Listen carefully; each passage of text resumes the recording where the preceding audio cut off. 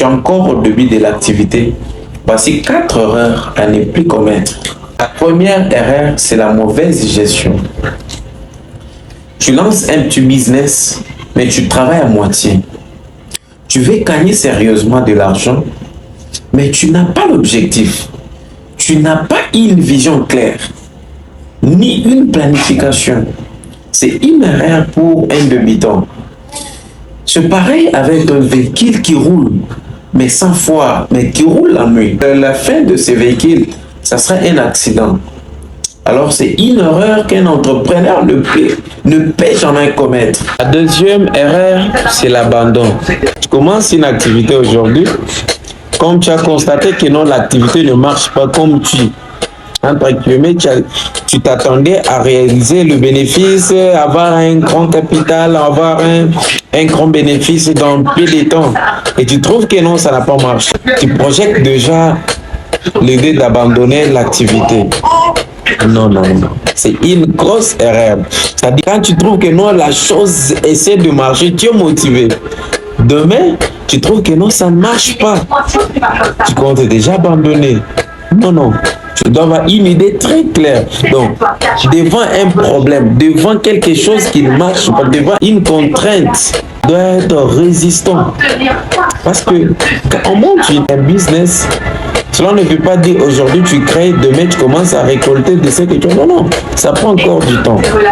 Un temps qui te demande beaucoup de patience et aussi résister, avoir une vision à long terme. C'est-à-dire quand tu commences une activité et tu as une vision à long terme, nonobstant des choses qui peuvent arriver. Donc tu dois être résistant devant des tempêtes, devant des difficultés. Des fois tu peux même tomber. Mais l'essentiel et courage d'un entrepreneur, c'est tomber et de ne pas rester. C'est servir de cet échec pour améliorer.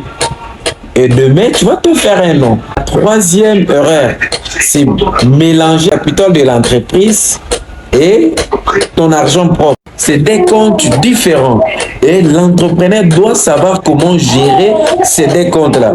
Quand tu n'arrives pas à bien gérer ces deux comptes-là, cela pose un grand problème dans la gestion de l'argent. C'est-à-dire que tu vas dépenser au-delà même de ce que tu gagnes.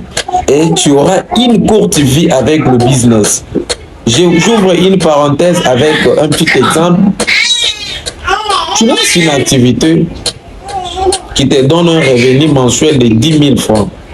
Et comme tu aimes bien faire des ambiances et tu arrives à dépenser au-delà du bénéfice, cher entrepreneur, donc ce business-là n'aura pas une très longue vie, tellement que tu utilises l'argent du business comme si c'est ton argent propre. Non, tu dois avoir des techniques pour mieux gérer tes dépenses. La quatrième erreur, c'est de ne pas investir dans la visibilité. Aujourd'hui, les entreprises qui gagnent beaucoup d'argent, ce sont des entreprises qui sont connues. Alors, le moyen nécessaire pour se faire connaître, c'est par la visibilité. Tu veux beaucoup gagner de l'argent, mais tu ne disponibilises pas l'argent dans la publication, la publicité, ou soit multiplier des flyers pour faire connaître ton entreprise. En tout cas, c'est une erreur très grave. Si tu commences un business, si tu es un débutant dans le business, il faut faire à ce que ton entreprise, ton activité soit connue. Alors, avec les réseaux sociaux, c'est le moyen le plus meilleur que tu peux investir de l'argent pour faire connaître ton entreprise.